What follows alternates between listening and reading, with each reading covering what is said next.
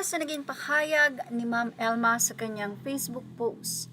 Hi everyone! I know a lot of you have been asking about Gavin and me. Ang daming speculations. We really tried our best to work things out. Yes, nakikita nyo kaming masaya on cam. Pero sa likod ng camera, we also have our own problems and struggles na kami lang ang nakakaalam. Nilabanan po namin hanggang sa huli. I just want to clear things up. Hindi lang po kami for the views or anything. What Gavin and I had was real. Dumadating po siguro talaga yung time na hindi mo na maramdaman yung mutual feelings sa love. Kailangang parehas kayong nagmamahal. Sa bahaging ito, marami ang naniniwala na si Sir Gavin talaga ang nawala ang pagmamahal kay Elma. Patuloy ni Ma'am Elma, I am aware of the speculations and rumors spreading online. Magkaibigan po sila, nabigyan lang po ng mali siya ang mga kumakalat ng pictures based sa kung ano lang po ang nakikita. Pero lahat po yon bago mangyari ay alam ko na, dahil pinapaalam lahat ni Gavin. Please don't make any judgments or spread fake news without confirmation. It's just that the time po nalabas ang pasan, naglabasan na po ang mga kung ano-anong haka-haka. Matagal po naming sinubukan ng lahat. Our decision is mutual. Like what I've said, we tried our best to make it work. This is not easy for either of us, especially for our families who are also hurting through this kayong nagmamahal. Makikita ang sinseridad sa naging pahayag ni Ma'am Elma.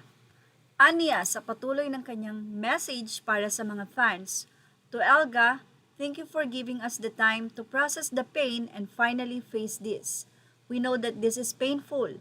Sobrang nasasaktan kami na nakikitang nasasaktan kayo. Please know that it hurts the two of us more than you know. We were the happiest together, but it just won't be fair to pretend that everything is still the same. I don't know what the future holds for us. Sabi nga nila, kung kayo-kayo talaga.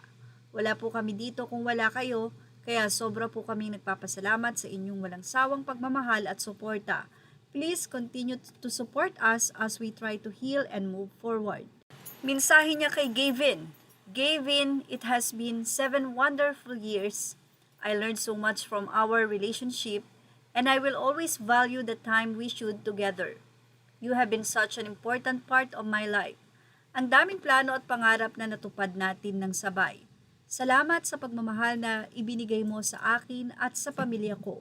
You gave me the kind of love that I will forever cherish. I will always be thankful and grateful for you. You will always have space in my heart. Breaking up is never easy, especially when it happens in front of everyone. Hiling lang po namin ang inyong pangunawa at respeto sa aming privacy habang sinusubukan naming simulan ang bagong yugto ng aming mga buhay. Gavin and I will continue to support each other as we go our separate ways. We hope that you will still join us on our new journey. Sa naging mensahe naman ni Sir Gavin, idiniin nito na napakamapagmahal na girlfriend nitong si Elma. At talaga namang sobrang perfect almost, ayon nga sa mga fans. Pero makahalata na si Sir Gavin talaga ang may change of heart. Sa ilang na mga fans, sana nga kung hindi totoo ay wag silang mabalitaan na biglang mayroon na ngang iba itong si Sir Gavin. Dahil tila ito daw ang naging dahilan ng pagkakasakit nito, baka nga nawawala na ang pagmamahal niya kay Ma'am Elma. Ganun pa man, sa hiwalayan nga dumating ang nasabing relasyon dahil nga ayon kay Ma'am Elma at kay Sir Gavin, hindi na pareho ang kanilang nararamdaman. Well, makikita kung sino po ang nagmamahal pa at hindi na. Ganun pa man, sabi nga ni Ma'am Elma, hindi nila alam kung sila ba ay sila talaga. At samantala, hindi pa dyan natatapos ang ating update dahil sa nasabi nga pong comment nila sa latest vlog ni Sir Gavin, naniniwala ang marami na it's a prank lang to. Say na mga netizen, parang kung totoo man yung mapapansin naman kalungkutan dito, wala hehehe, sana nga lang twist lang yon. Sana nga, it's just a prank. She made Ma'am Elma resign as a teacher so they can just be contented. Di nga pinalitan yung cover photo No, hahaha. Samantala, 3 days ago, narito ang naging post ng isang netizen. Aniya, guys, abangan nyo, mag-a-announce na lang yan si Elma or Gavin na hiwalay na sila. Screenshot nyo na tong comment ko na to.